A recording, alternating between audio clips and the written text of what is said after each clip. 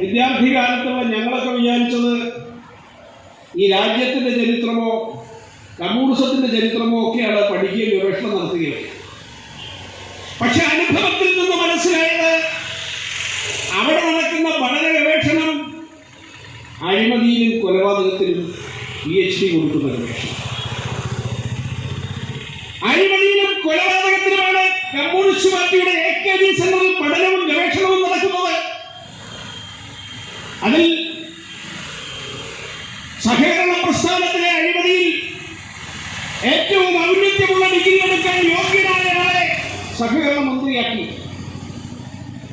SNC ലാവലിനടക്കമുള്ള തട്ടിപ്പുകൾക്ക് party സംവിധാനവുമായി ബന്ധപ്പെടുത്തി party ഖജനാവിലും സ്വന്തം ഖജനാവിലും എത്തിച്ച പിണറായി മുഖ്യമന്ത്രിയെ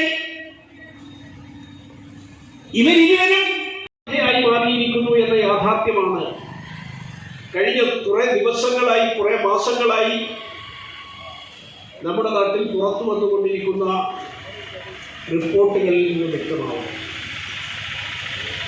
ഇത് കേവലം തിരുവഞ്ചൂരിലെ നിക്ഷേപകർക്ക് വേണ്ടി ഈ തരുണത്തിലൊരു ധർമ്മസമരത്തിനു വേണ്ടി മഞ്ജു ഗ്രാമപഞ്ചായത്ത് അംഗം പരസ്യമായി രംഗത്ത് വരേണ്ട സാഹചര്യമുണ്ട്. കേരള ചരിത്രത്തിലെ ഏറ്റവും പഴക്കമുള്ള സഹകരണ തട്ടിപ്പ് നിങ്ങൾ ഓർക്കുന്നുണ്ടാവും, ഇളംകുളം ബാങ്ക് അല്ലേ? എലിക്കുളം പ്രദേശത്തുള്ള ഇളംകുളം.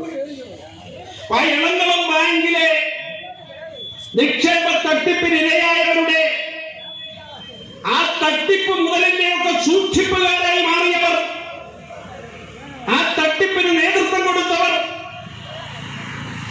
അതൊരു അന്ന് മുതൽ തുടങ്ങിയ സഹകരണ മേഖലയിലെ തട്ടിപ്പ് കമ്മ്യൂണിസ്റ്റ് പാർട്ടിയുടെ ചരിത്രവുമായി, കേരളത്തിന്റെ ചരിത്രവുമായി ബന്ധപ്പെട്ട് കിടക്കുന്നു എന്ന യാഥാർത്ഥ്യമാണ് ഇപ്പോൾ പുറത്തു വരുന്നത്.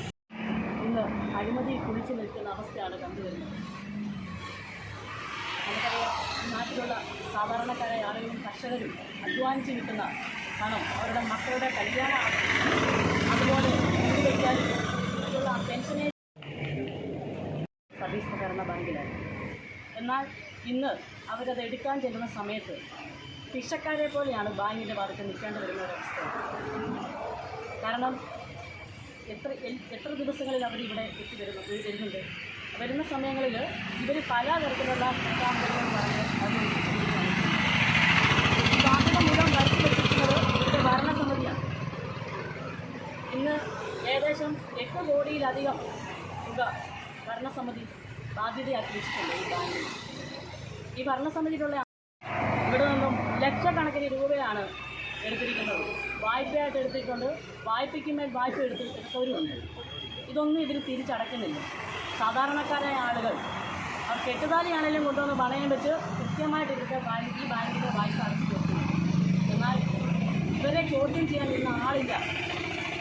ഈ സമരം കുറേ കാലം മുമ്പ് തന്നെ BJP നിശ്ചയിച്ചതായിരുന്നു. എന്നാൽ അത് ഇപ്പം ഞങ്ങൾക്ക് നടത്താൻ സാധിച്ചു. ഇവിടെ UDF ഉണ്ട്, പക്ഷേ ആരും ഇതിലിടപെടുന്നില്ല.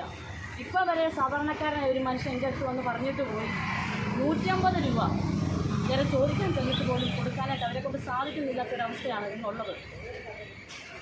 ഇതിനെതിരെയാണ് ഞങ്ങൾ ഈ സമരം ആരംഭിച്ചിരിക്കുന്നത്.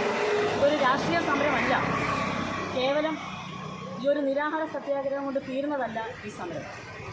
ഇത് സഹകാരികൾക്ക് നീതി കിട്ടുന്നത് വരെ ഞങ്ങൾ ഈ സമരം തുടർന്നുകൊണ്ടേയിരിക്കും. ഇത് ഒറ്റപ്പെട്ട ഉദാഹരണമല്ല, വ്യാപകമായി നടക്കുന്നത്.